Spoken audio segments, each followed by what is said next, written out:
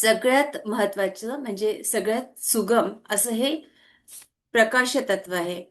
तर या प्रकाश तत्वामध्ये, तेजस तत्वामध्ये सगळेच देव आणि देवता असतात. म्हणजे सगळ्या देवी जेव्हा आनंदाचे हजार बीजांकुर लिहायला घेतलं, तेव्हा त्यात पार्वती मातेनं सांगितलं की आम्ही सगळ्या देवी एकच आहोत आणि त्या प्रकाश रूपात असतात. किंवा सगळे संत हे प्रकाश रूपात असतात, म्हणून ते आपल्याला लवकर कनेक्ट होतात. तर हे प्रकाश तत्व खूप महत्वाचं आहे. सगळ्यात जवळ असणारं. आणि कालच मी त्याचं आपल्याला गती पण सांगितली की 1,86,700 या गतीने. म्हणजे आपल्याला जेव्हा असं वाटतं की हा व्यक्ती माझ्याबद्दल वाईट विचार करतो, तेव्हा त्याच्या आधी आपले व्हायब्रेशन त्याच्यापर्यंत पोहोचलेले असतात.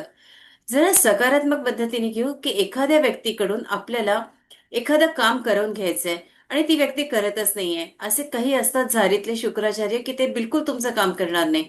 मग अशा वेळेला काय करायचं? Ho'oponopono, I am sorry, please forgive me, I love you, I thank you. त्या व्यक्तीचं नाव घेऊन तुम्ही सतत सतत म्हणून बघा, I am sorry, please forgive me, I love you, I thank you. या 4 ओळींनी चमत्कार होतो आणि ती व्यक्ती तुम्हाला पूर्णपणे सहकार्य करायला तयार होते. तर त्याच्यामुळे प्रकाश जातो. या पद्धतीने आपण जर जास्त त्या व्यक्तीपर्यंत पोहोचवलं तर आपल्याला त्याचा चांगला परिणाम होतो. सासू सुनेचं पटत नाही, नवरा बायकोचं पटत नाही, आणखीन भावाभावामध्ये, बहिणी बहिणीमध्ये वितुष्ट येतं. नाते जे आहेत, मूल आई यांच्यामध्ये ही पिढी जी आहे, या पिढीला बघा, आपली पिढी ही वेगळी होती, ही पिढी वेगळी आणि याच्या पुढची पिढी आणखीनच वेगळी आहे.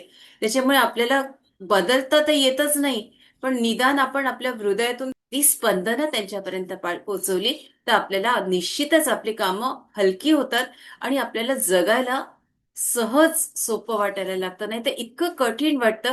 म्हणजे आज एक पहिला प्रश्न हा आहे की रिलेशन्सच बरोबर नाहीयेत. घराघरात अशा समस्या आहेत की पटतच नाही. इतके वाईट संबंध आहेत एकमेकांशी की इतके रक्ताचे नाते, पण मग साधं लग्नाला सुद्धा एकमेकांच्या येऊ शकत नाही. तर अशी नाती, टोकाची नाती निर्माण होतात. तर मला असं वाटतं या पद्धतीने आपण प्रयत्न करू. घराघरात अगदी स्वर्ग फुलेल, सगळेजण आनंदात राहतील, गोकुळ निर्माण होईल आपल्या घरात. तर असं प्रत्येक घर असावं असं वाटतं आणि त्याच्यामुळे हा मुद्दा आज आपल्यापर्यंत पोहोचवला. तर गणेश तत्व जे आहे, गणपती महाराज आहे, हे यांचं प्रमुख स्थान आहे, आद्य आहे. आणि त्यामुळे ही आद्य देवता असल्यामुळे आधी आपण सगळ्यात आधी गणेशाची पूजा, गणेशाचं ला वंदना करतो, गणेशाचे पूजन करतो. आणि आप म्हणजे काय? तर जल. अप म्हणजे काय? तर प्राप्त करणे. तर जलतत्व, आपण हे पण बघितलं की जलतत्वामध्ये कसं आपल्या स्वाधिष्ठानामध्ये जलतत्व आहे. जलतत्व म्हणजे विष्णूची देवता. पण विष्णू बरोबरच ही शुभ्रतेशी संबंधित आहे. मग शुभ्र कोण आहे? तर सगळ्यात पहिल्यांदा आपल्याला डोळ्यासमोर येतो तो कर्पूर गौरम करुणावतारम संसार सारम भुजगेंद्रहारम सदा वसंतम हृदयारविंदे भवम भवानी सहितम नमामि. आपल्या गौर वर्णातील आपला महादेव आपल्या डोळ्यासमोर येतो. आणि हा महादेव कसा आहे हो, किती सुंदर आहे ना, खूपच. आणि त्यांच्या सोबत बसलेली पार्वती माता, ती गौरी, नंदी महाराज, मागे असलेला हिमालय, त्याच्यानंतर त्यांच्या डोक्यातून जटेतून वाहणारी गंगामाई, चंद्र, त्यांच्या जटेवर असलेला, हे सगळंच गौरवर्ण आहे की नाही? सगळं शुभ्रता आहे. त्याच्यामुळे जे केवळ आपण महादेवालाच जोडतो नाही, महादेवाबरोबर या सगळ्यांना आपण जोडतो. आणि त्याच्यामुळे आपली ही ऊर्जा, जलतत्व, ही आपण जलतत्वाशी हळूहळू हळूहळू कनेक्ट होतो. आपण महादेवाशी कनेक्ट झालो म्हणजे जलतत्वाशीच कनेक्ट होतो. तर आता याचं उदाहरण एक असं आहे की मुलं जेव्हा पतंग उडवतात, तर पतंग उडवण्याच्या आधी मांजा कसा तयार होतो आपण बघितलं असेल, तर सगळ्या प्रकारची मुलं काच तयार करतात, आणतात आणि ती कुटतात. खेड्यापाड्यात तर हे जरा जास्त चालतं. ती कुटायची आणि मग त्याला एक जीव करायची, त्याच्यापासून तो मांजा तयार करतात. तर ती वेगवेगळ्या प्रकारची काच असते, पण ती तयार म्हणजे जी कुटतात ना, तर ती फक्त पांढरा शुभ्र रंग आपल्याला दिसतो. म्हणजेच काय? प्रकाश या पांढऱ्या शुभ्र सगळ्या काचांचा जरी काच असली तरी तो पांढरा शुभ्रच दिसतो. जो पांढरा शुभ्र रंग आहे त्यामध्ये सगळे रंग समाविष्ट झाले आहेत. आणि म्हणूनच हा जो पांढरा रंग आहे, जो महादेवाचा रंग आहे, हाच रंग कालच मी आपल्याला बोलले की मारुतीचा रंग सुद्धा हा गौरवर्णच होता, शुभ्रवर्णच होता. फक्त तो तिथे गेला आणि त्यांनी त्या राक्षसांना मारलं आणि नंतर त्यांनी जो वर्ण धारण केलाय तो मग सिंदूर लेपन त्यांनी करून घेतलेला आहे आणि तो मग त्याचा रंग बदलला. पण पहिले जो रंग होता तो शुभ्रवर्णी होता. तर हे जे योगीजन आहे, जे तपस्वी आहे, जे लोकात असतात, या सगळ्यांचा रंग हाच आहे. कुठला? तर जलतत्वाशी एकरूप होण्याचा गौरवर्ण रंग. आपले सगळ्यांचे सद्गुरू जर कोण आहेत तर ते नारद मुनी आहेत. नारद मुनी ही कशाची देवता? तर ती ही नादाची देवता आहे. नाद कुठे आहे? तर आपल्या विशुद्ध चक्रात आहे. अनेकदा अनेक माऊलींचं विशुद्ध चक्र खराब होतं. तेव्हा आपण चेक करायचं की आपल्या मनात कुठला विचार आला होता चुकीचा, किंवा मग आपण कोणाला चुकीचं काय बोलून गेलो. त्याचा परिणाम आपल्या दातांवरही होतो, दाताला दुखायला लागतं आणि मग डॉक्टरकडे जावं लागतं. मग आ करा, आ करा, आ करा, मग ते त्याचं स्वच्छता सुरू होतं. आपल्याला फक्त तपासायचंय की मी कुठं काय चूक बोलले, आणि बोलली असेल तर I am sorry, please forgive me, I love you, I thank you, ही प्रार्थना. तर नाद हा जो आहे, हा प्रकाश आणि पदार्थाला एक जोडणारा दुवा आहे. मी पुन्हा रिपीट करते, नाद हा प्रकाश आणि पदार्थाला जोडणारा दुवा आहे. आणि गुरु महाराज काय करतात? परमेश्वराशी आपल्याला जोडून देतात. म्हणजे गुरु महाराजांचं काम हेच असतं की आपल्याला परमेश्वराशी जोडून देणं. तर आता हा नाद मी आत्ताच आपल्याला सांगितलं की हा विशुद्ध चक्रात असतो. आपल्या या मानेच्या खालचा जो भाग आहे ते आहे पृथ्वी तत्व, आणि वरचं तत्व कुठलं आहे? तर हे प्रकाश तत्व आहे. म्हणजे हा वरचा जो भाग आहे आपल्या मानेपासूनचा, हा प्रकाश आहे. खालचं कुठलं आहे? पृथ्वी आहे. आपल्यापर्यंत पोचते ना मी? खालचं पृथ्वी, वरचं प्रकाश, मधला भाग आहे मानेचा. आता सद्गुरू काय करतात?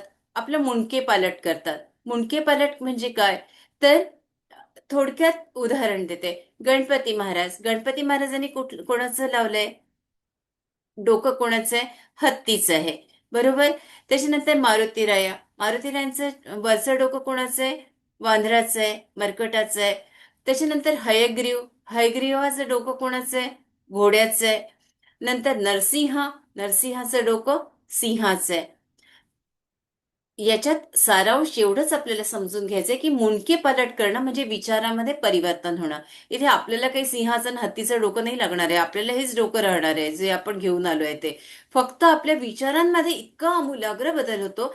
आपणच आपल्याला तपासून बघा, जेव्हा आपण पहिल्या दिवशी ध्यानात आलो ती गोष्ट, त्या दिवशीचा तो दिवस आणि आता मी माझी किती बदलली आहे. मला माझ्या सगळ्या भगिनी बंधू सगळे अंगठेवर करतील की आमच्यात खूप बदल झालेत. मला जरा अंगठे बघून घेऊ देत बरं.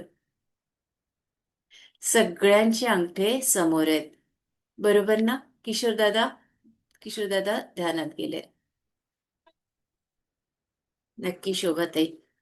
तर सगळ्यांच्या विचारांमध्ये बदल होतो आणि आपले इतकी विचार पूर्ण बदलून जातात ना, की कितीही कशी परिस्थिती असो त्या संकटाच्या घड्या करण्याचं सामर्थ्य आणि कपाटात कोंबण्याचं सामर्थ्य आपल्यात येतं की नाही?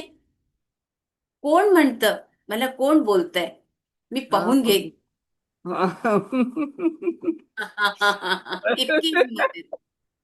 नसत इतका आत्मविश्वास, इतकं, म्हणजे मला ते शब्द येत नाहीयेत माझ्या ओठावर.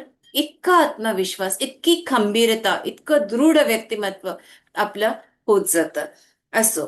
तर या सगळ्या गोष्टी अत्यंत महत्वाच्या आहेत. आता पुढचं बघा, आपण काल बघितलं होतं की पुच्छते मृडिले माथा किरीटे कुंडले बरी सुवर्ण कटिका सोटी घंटा किणकिणी नागर ठकारे पर्वतायसा नेटका सड पातळू चपांग पाहता मोठे महाविद्युल्यते परी.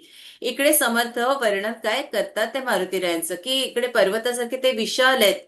इतके विशाल आहेत की सगळे पर्वत त्यांच्यासमोर धाकुटे आहे हो.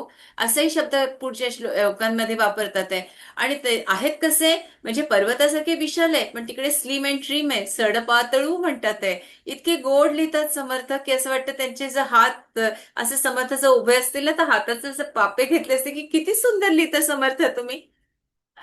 म्हणजे शब्दच नाही हो तुमच्यासाठी. मला असं सारखं वाटतं की समर्थ ना आपल्या आजूबाजूलाच असतात, ते आपल्याला सांगत असतात, शिकवत असतात. असं कुठे जरा थोडंसं धूळ जरी असेल ना, तरी मी अगदी वेड्यासारखी पटकन स्वच्छ करून टाकते, इथे समर्थांचा पाय पडेल या घरात. इकडे कुठून कुठे पळतात आणि कुठे जातात काही समजत नाही यांचं. म्हणजे वेड्यासारखी अगदी स्वतःशीच बोलत असतात. समर्थ तुमच्या पायाला धूळ लागेल, जरा आवरून बसा ना पाय. असं करूनच मी ते स्वच्छता करते. म्हणजे आपल्याला ते सोबत वाटतात अगदी सकाळच्या पहाटेच्या प्रहरापासून रात्रीपर्यंत. आणि ती जे ओवीने आपल्याला सांगितलंय ना, नाव मारुतीचे घ्यावे, पुढे पाऊल टाकावे, त्या ओवी माऊलींना आपण करून बघा, प्रयोग करा. अगदी पहाटे पहाटे उठता ना, त्यावेळेला आपण स्वामी समर्थांचं नाव घ्या, गजानन महाराजांचं, जे आपले गुरु आहे ते नक्की नाव घ्या. पण मारुती रायासाठी या 4 ओळी नक्की घ्या, की नाव मारुतीचे घ्यावे, पुढे पाऊल टाकावे, अवघा मुहूर्त शकून हृदयी मारुतीचे ध्यान. जिकडे जिकडे जाय भक्त, पाठी जाय हनुमंत. आपल्याला लक्षात येईल की जिथे जिथे तुम्ही जाता ना, तिथं तिथं मारुतीला तुमच्या मागे आहेत. बघून राहिले काय खाते ते. जिकडे जिकडे जाय भक्त, पाठी जाय हनुमंत. राम उपासना करी, मारुती नांदे त्याचे घरी. दास म्हणे ऐसे करा, हृदयी मारुतीचे स्मरण करा, किंवा हृदयी मारुती धरा. या ओवी ना अशा आहेत की मारुती राय असं वाटतं एका क्षणात आपल्याला कनेक्ट होतात. असं पुढच्या ओळी आहेत की कोटीच्या कोटी उड्डाणे झेपावे उत्तरेकडे, मंद्रात्री सारिखा द्रोणू क्रोधे उत्पाटीला बळे. कोटीच्या कोटी उड्डाणे, मारुती राय कसं उड्डाण करताय हो, कोटीच्या कोटी. याच रामायणामध्ये या ओवी आहेत की कपिवीर जेठी उडे चारी कोटी, गिरिद्रोण दाटी तळाथे उपाटी, झपेटी लपेटी करी पुच्छवेटी, त्रिकुटा जळी उठवी वीरकोटी. हे 10व्या नंबरचं स्तोत्र त्याच्यात दिलंय. तर कोटीच्या कोटी समर्थ काय म्हणतात, समर्थांनी युद्धकांडात सांगितलंय. समर्थांनी युद्धकांड आणि सुंदरकांड याच्यात खूप भर दिलाय.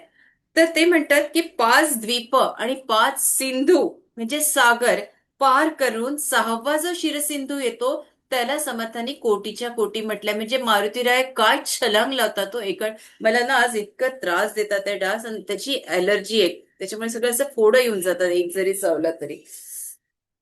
मला क्षमा करा बाबा आज. तर कोटीच्या कोटी याचं वर्णन त्यांनी असं केलंय.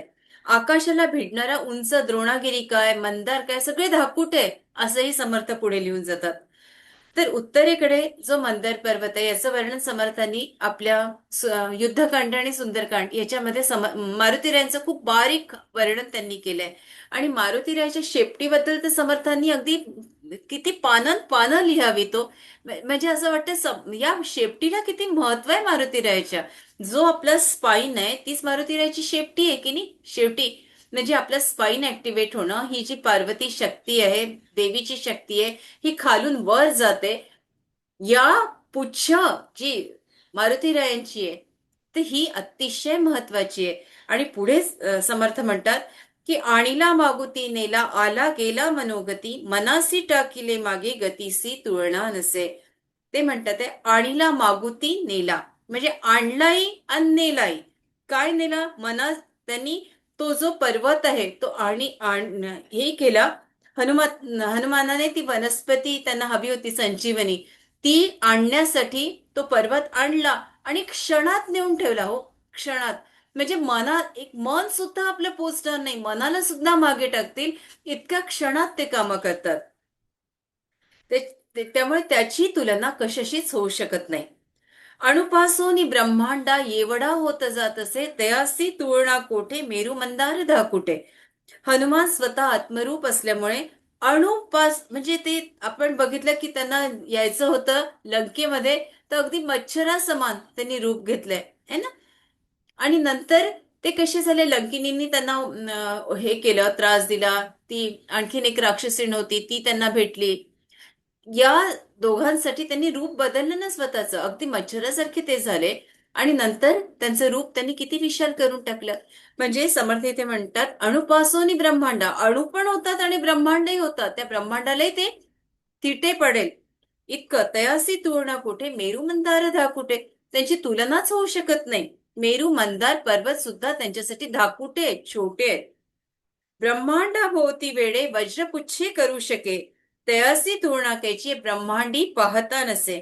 ब्रह्मांडाभोवती वेढे, म्हणजे ब्रह्मांडाला सगळ्या त्यांच्या पुच्छेनी, त्यांच्या शेपटीनं वेढून टाकलंय. इतकी ती शेपटी मोठी आहे. तयासी तुळना कैची. ब्रह्मांडी पाहत नसे. साऱ्या ब्रह्मांडात जरी तुम्ही शोधलं तरी मारुतीरायासारखं तेज, मारुतीरायासारखी महाबली, त्यांच्यासारखे बुद्धिमान कुठेच नाही, असं आपले समर्थ लिहून जातात. आणि अगदी पुढचे काहीच श्लोक आहेत ते उद्या आपण घेऊया, चालेल.